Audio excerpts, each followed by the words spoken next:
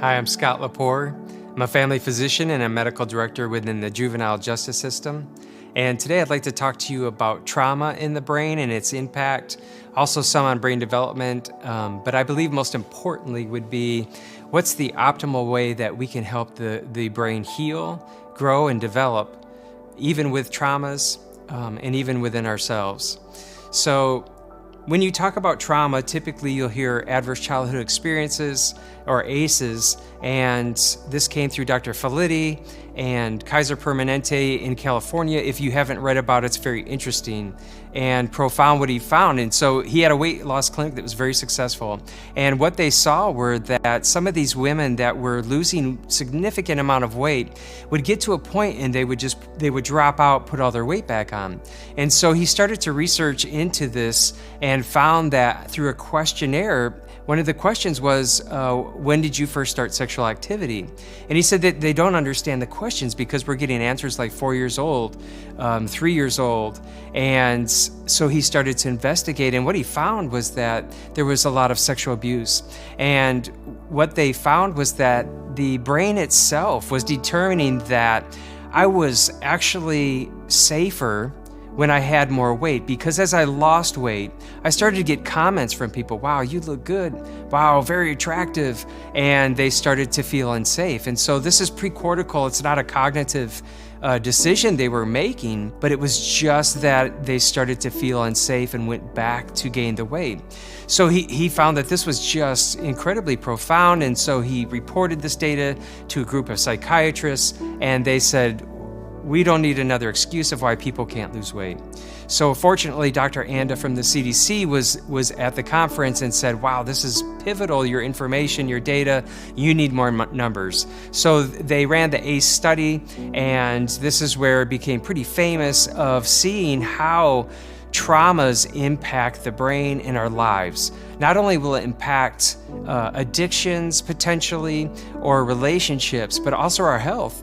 And even the meme has come, your childhood biography will determine your adult biology. So things like primary brain inflammation, systemic inflammation coming from traumatic events early in childhood, typically are taught through a trauma-informed approach is 3 parts of the brain, and the brain stem, the midbrain, which is the limbic system, amygdala, and the prefrontal cortex. And the brain stem, which is almost completely developed at birth, is responsible for that fight, flight, or freeze, which is responsible to keep you alive. And then the midbrain, which helps process information, takes it in, and it learns through life of what's safe, what's unsafe, and determines if it can allow the prefrontal cortex to stay engaged and develop. And the prefrontal cortex develops and matures in your mid-20s. However, the brainstem is almost completely developed at birth. How it's impacted through life events would be this. Let's say right now I'm speaking to you, I've got you engaged, hopefully in the prefrontal cortex, and you're thinking about what we're talking about, engaged, but then all of a sudden you start to hear a popping sound in the background. And you don't think anything of it at first, but then as it gets louder, you become distracted. And it's your midbrain trying to make sense of what is that sound and is it safe? And you grew up in a family that hunts, and you certainly now recognize that's gunfire. So your brain determines we've got an active shooter, and so it detaches your prefrontal cortex. I'm going to continue speaking, but you're no longer listening, learning, or engaged. And you are now focused, your heartbeat is going, the hypothalamic pituitary axis is engaged, cortisol's going, and you are ready to either fight that person, you're going to hide, or you're going to run out of there. So let's say you determine that you're going to hide, 20 minutes later the police come, and you're safe. So here, no harm came to you, but would you ever forget that event? And you would remember it the rest of your life. So this is the impact that even a non-harming trauma can have on an individual in the brain. And every time in the future that you hear something resembling that noise, your brain will immediately kick you into that fight, flight, or freeze until you can safely determine that that is not gunfire. And so it never forgets. And actually the science shows that even if you're a child below the age of 2 and you don't recall being in the ICU or intensive care unit where you were separated from your family and poked and prodded, and you don't have any memory. And I experienced this with a patient I had. And every time, and they had polio as a child, they were admitted into the intensive care unit, and they had no memory of the hospital. But every time they would come to the clinic, their blood pressure would go through the roof. Or even driving, he said, driving through a town, as soon as I saw a sign for a hospital, my blood pressure just goes through the roof, my heart starts pounding. And that's because he may not remember, but his brain does. So what fires together wires together. So all of this that takes in this data of the life experience, the brain remembers and starts to make sense of the future. So think about the child that goes through these traumatic events on a weekly basis or daily basis, and how much their brain then develops for this type of trauma and the unsafe world they live in. And what I like to talk about frequently when I talk about traumas is it only the trauma that's happening to the child, but it's the absence of the relationship that should be there. And this is what we strongly see in the development of the brain. So if you think of the construction of the home model, and as it's constructed up, now you think of the caregiver and the relationship, and we go through the attachment cycle. And the attachment cycle is this. So let's say I am a child and I'm a newborn and I really have no development to that prefrontal cortex, can't make sense of life, but I know that I'm hungry. And it's not cognitive, right? It's not a decision I'm making. My body knows it's hungry. And so the brainstem, which is almost completely developed, kicks in. I start crying. Sympathetic nervous system kicks in, and excitatory neurotransmitters, and I'm screaming because I have a need.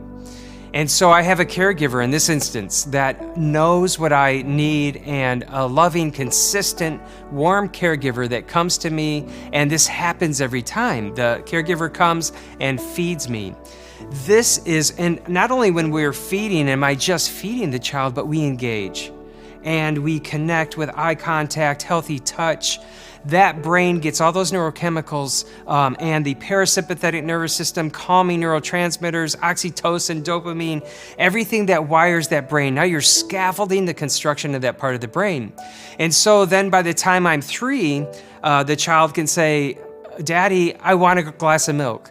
And by the age of 10, they can go to the kitchen and pour themselves a glass of milk.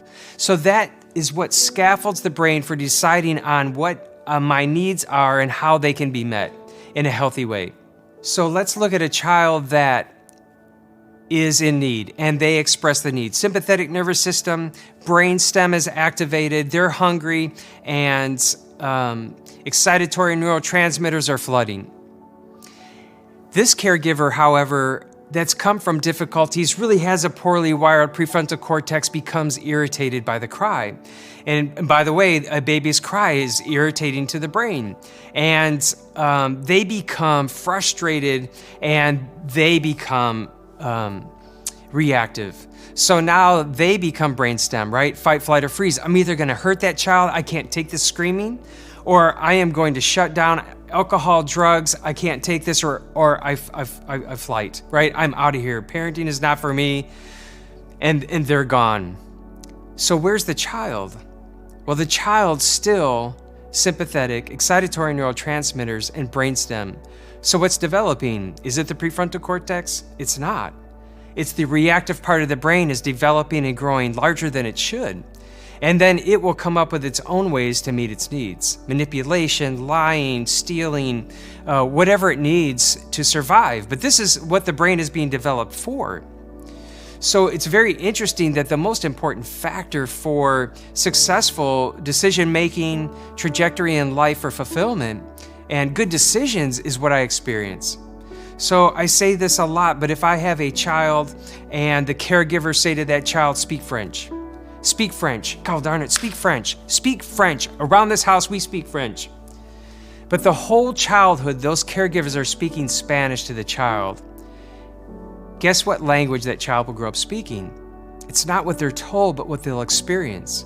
And this is what the science is showing to us. And so that part of the prefrontal cortex that hopefully can be parts of the brain, the anterior cingulate cortex, which we determine, or we're calling the God part of the brain, which is compassion, empathy, kindness, generosity. And then we have the orbital frontal cortex, which works in consort with the dorsolateral prefrontal cortex. So let's say that's developed through a very secure relationship, and I do experience those types of empathy and grace and kindness. And so I'm with my children on the highway, and I've got my 3 daughters in the back seat, and some gentleman cuts me off and really causes me to swerve. And there was imminent danger, but I've corrected the car, but I've now been triggered. Right, and now my brain is determining, are you safe? And so I start to want to become reactive. And man, I speed up, I get behind that guy, I'd love to ram him. But my brain is now processing all of this information, and I determine, my gosh, I'm angry. Just the fact that I recognize my own emotion brings me to the dorsolateral prefrontal cortex. Now I'm in the part of the brain that will help me self-regulate. And then I determine, man, I better slow this car down. I'm putting my own girls at risk. I'm putting my girls at risk. So I slow down, and the car speeds off, and my daughter says to me, Daddy, why did that guy almost hit us? And I say, sweetie, you know what? I have no idea. And in that statement of not knowing why, I determine, you know what? It could be their child needs help. Maybe they're going to the hospital. I hope everything's okay. So even though I'm triggered, I can self-regulate and even come to an empathic decision. But what the science is showing is that it's because of what I've experienced to be there, not what I was told to be. But I grew up with caregivers that were gentle, kind, patient, gracious, forgiving, complex thought. You know what? We don't know why that guy swerved at us. So it's staying out of judgment, perspective taking, and living in that way is what develops the brain of those that we impact. Fear sends the brain backwards. So how we're raised, whenever we're engaged in an authoritarian manner, right? This is my way or the highway. That type of parenting disengages the prefrontal cortex, and we'll get obedience. I mean, if you want to see, so punishment can change behavior. Punishment doesn't teach, but it doesn't change behavior, or it can change behavior without teaching. Look at North Korea. This is Kim Jong-un, right? I can control a country with fear, but I don't implicitly change the person to be better. But they're changing behavior out of their own safety and survival. But if I want to change somebody implicitly, then I need to gauge them in that way. Not only will traumas impact the brain, but without that nurturing development, they can then become in activity and behavior. So let's say the construction of the home is at 7 years, or it's at 10 years, but my caregiver is really not doing that work that develops the home. So actually my home's halfway constructed. And this is exactly what we see with behaviors, is that I can have a 10-year-old, 14-year-old child, but they're acting like a 5 or 7-year-old. And you'll see this especially within foster care or adoptive care, depending on the age of that child. And what you're seeing is actually development. If you want to see this reflected in yourself, potentially, if you ask me to draw you a picture of a person sitting eating an apple, you're going to get a stick figure, just a round circle that's supposed to be an apple. Why? Because my development in my skills, my artistic skills for drawing, stopped at a specific age. And you're seeing a reflective brain development of a 7-year-old drawing. And I never went on to convert it over to the right side of the brain where I could add color, depth, but it just stopped in development. So this is what we're seeing is if we want to see change in an individual for growth, then we need to be what they need to experience, not what we tell them to be. And it's walking with them. And if you think about this child that comes from a secure attachment, and there is a lot of parasympathetic calming and graciousness and kindness and teaching. And if you asked me to summarize what the perfect model is, it is a high structure, high nurture, and it has boundaries. But the boundaries are not here to separate us. Boundaries are always here to keep relationships healthy. And if you bump a boundary, I will never harm you, intimidate you, or shame you. I'm always here to help you, guide you, protect you. And especially when you come to the correcting principles. This is where high structure, high nurture gets misinterpreted so often, especially if you did not grow up within a model that is secure attachment. But people will say, oh, good cop, bad cop, and it's not good cop, bad cop, right? Well, sometimes I'm the bad cop, I get it, so I should be a good cop every now and then. And that's not the model, both are failure models. And if you know anything about police officers that are crisis intervention trained, right, that is the model. This is the officer that's trained to co-regulate, and they de-escalate, and they show up with authority, and they show up with a uniform, and they're standing erect, and they present themselves, good afternoon, sir, ma'am, and they're respectful, and they have their hands up, showing no threat. I was called here for domestic abuse or potential domestic abuse or violence or concern. Sir, I do need you to put down that weapon. Let's just talk about this. So he co-regulates them back. He's non-threatening, but there's structure and there's nurture at the same time. This is what the blended model is. And this is where we see that authoritative parenting style.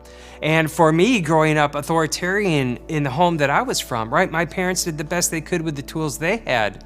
But I had to learn what that model is for authoritative parenting. And when I would read and learn through The Connected Child and other books, especially Dan Siegel, Tina Bryson, I would go, oh my goodness, I didn't even know you could parent this way. But because I didn't grow up speaking Spanish, guess what I couldn't do as an adult? And if I wanted to speak that language, I had to learn it from somewhere. So I also hear this a lot too. People will say, oh, well, I just do the opposite. Yeah, I didn't have a good childhood. I just do the opposite. Well, how do you do the opposite of what you don't know? Right? It's impossible. If you don't know how to speak a language, you'd better become immersed in it and start studying and grow and develop. And as I've learned it in my own life to apply TBRI in all relationships, and by the way, the science shows that secure attachment is the ideal human connection in all relationships, all ages. This is not just for foster, adoptive children, it's for all relationships, all ages. So I'm spending a lot of time rewriting myself so all those people that I contact in life, I can set them into a new trajectory. And the model is focused on being full of love, joy, peace, patience, kindness, gentleness, self-control, generosity, and faithfulness. It's the optimal model for human connection.